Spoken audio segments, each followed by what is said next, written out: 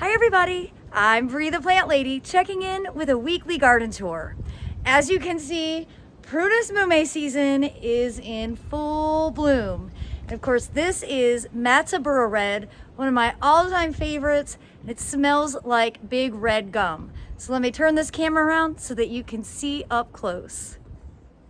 We've got beautiful blue Carolina skies, and of course this dark pink. It's definitely not red, but you know, that's the nursery industry for you. And the cinnamon fragrance is just incredible. And you see lots of buds still to open. Now, we have some really cold temperatures in the forecast from a week from now. Fingers crossed, maybe that'll change. But yes, that'll definitely impact these blooms. But for now, you can see the honeybees are super happy gathering nectar from these amazing flowers that are supposed to bloom in January. This is totally normal. Remember, this is the Japanese flowering apricot. It is not a crab apple. It is not a cherry. And these are supposed to bloom in the wintertime. Well, and here is the broader view of that Matza Burro Red Prunus Mum, a really just outstanding plant. And at the base here, you can see Sophia is guarding the phlox bed, which I did get weeded and mulched this week. I did make a video of that, so you can stay tuned to see that. And I'm showing you this because it's really my only neat and tidy bed at this point. Everything else is kind of engaged in the cool season cottage gardens with, you know, poppies and larkspur and, you know, greens like mustard and arugula and kale, California poppies. So I'm not mulching any of these beds because, of course, the goal here is that the plants are going to continue to grow and they will flower. You won't even be able to see the ground, so there would be no point for mulching.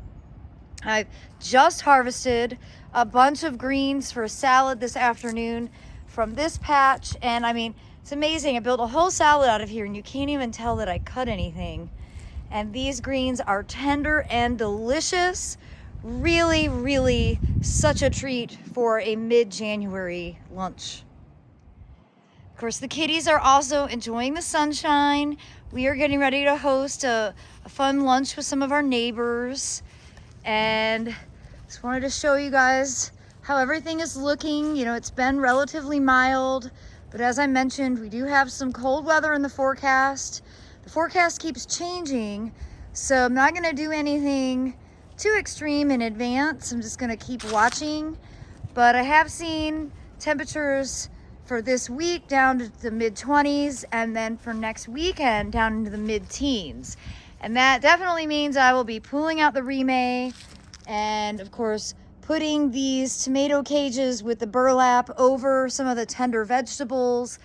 You know, things like cauliflower, broccoli, cabbage.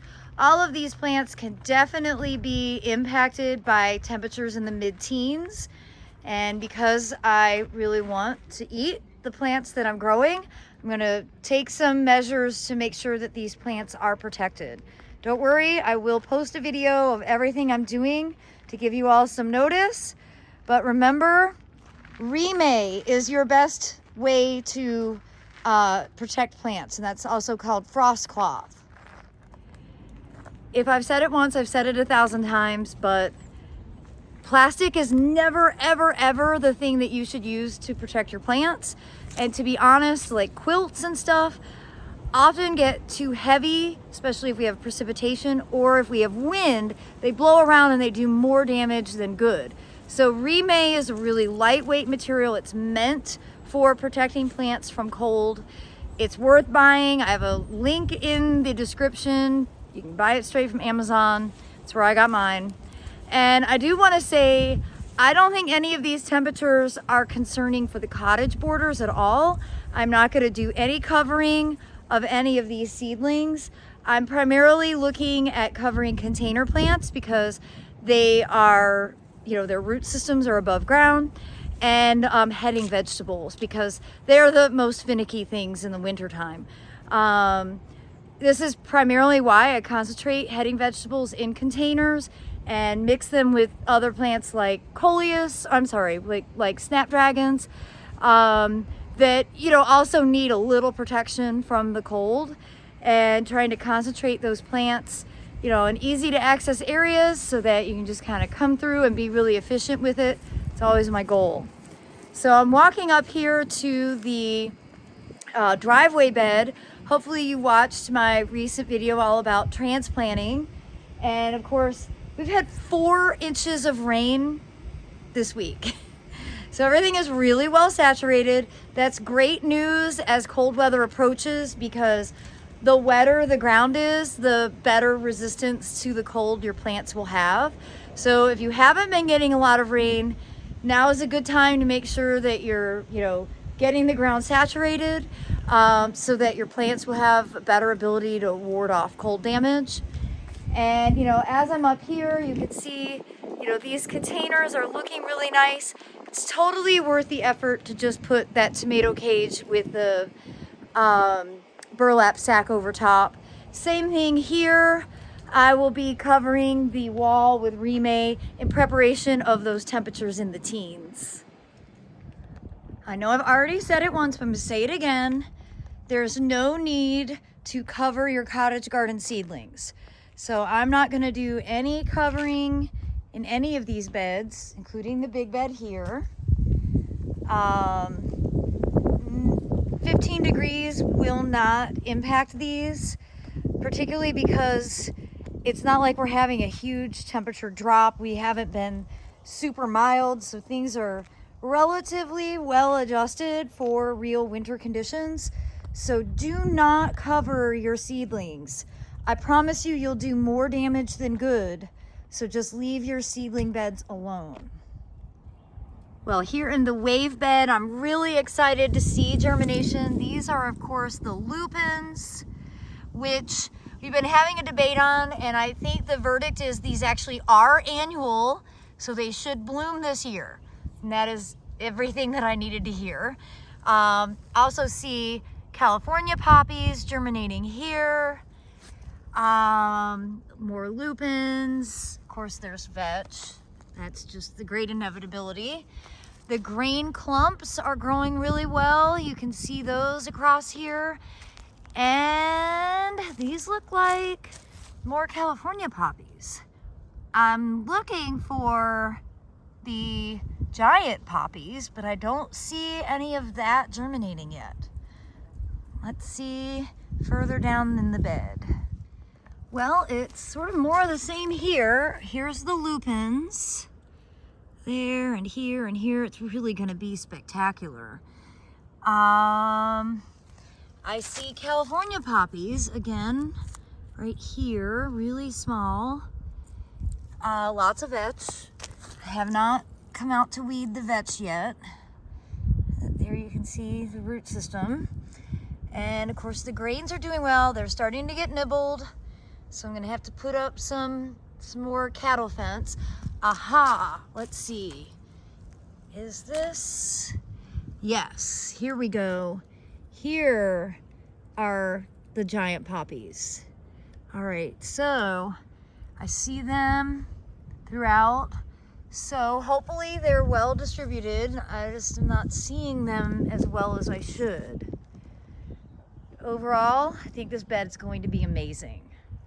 Now, as I'm standing under this Prunus Mum, there is a serious audible buzz from all the honeybees that are gathering nectar from these blooms. This is, of course, Bonita, and it's always my first to flower. And you can see in 2 weeks' time how many more flowers are open. And of course, you can tell lots of flower buds still to come on the edges of the branches.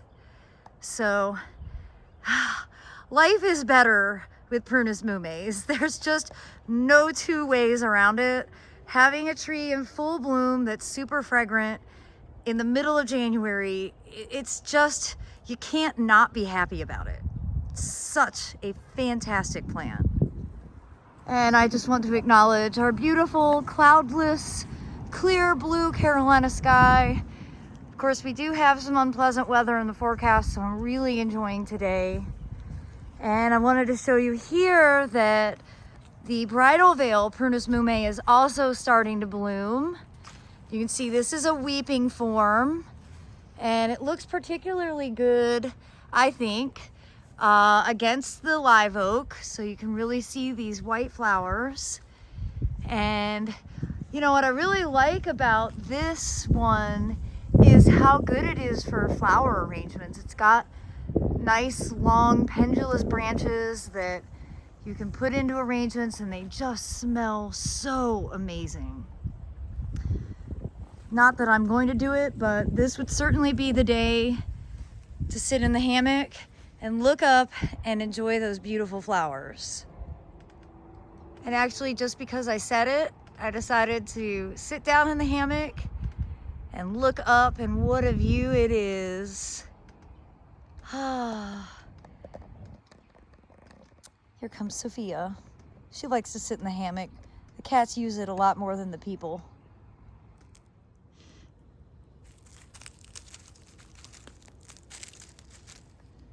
Come on up. See? She's a hammock cat, everybody.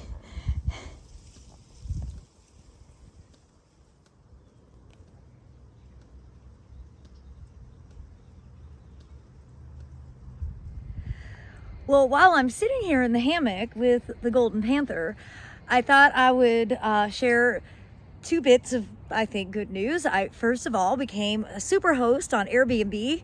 So that is a very exciting status that I've been working for 2 years.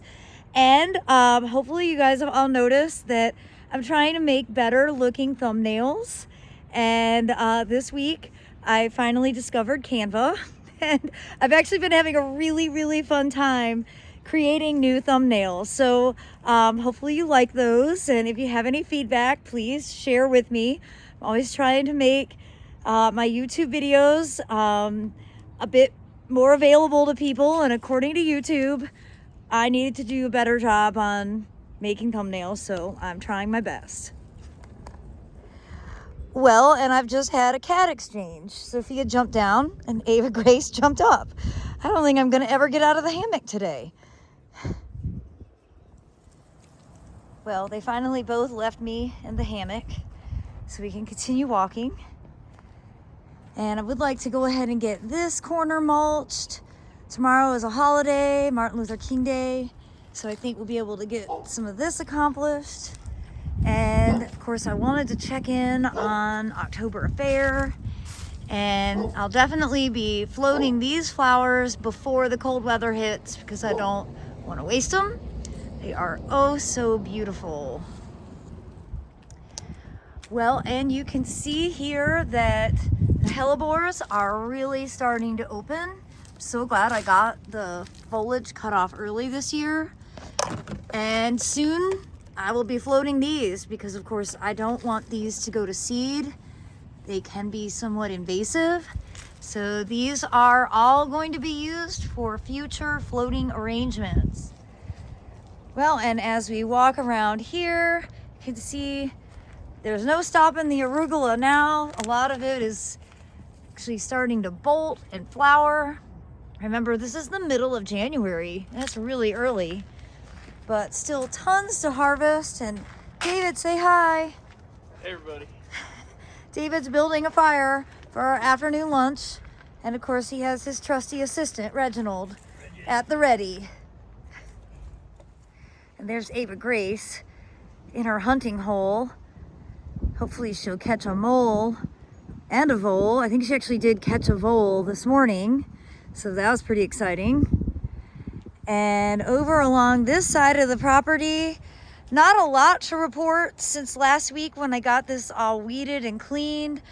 I wouldn't expect germination that quickly, but I'm so pleased to see it cleaned and cut back. Of course, we have had 4 inches of rain, and this is kind of the state of the backyard. It's just a muddy mess. You have to wear rubber. You kind of sink into the ground. But that's normal for January. I'm relieved that we're not dry. You know, this fall was exceptionally dry and that was very stressful. But overall, everything that I transplanted and stuff is looking good and it's well watered. So I think that this bed will ultimately be really amazing come May for the spring open garden.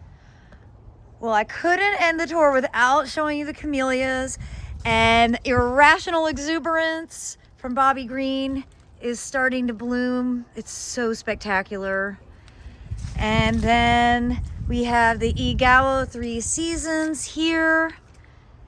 And then this one, which I never say correctly.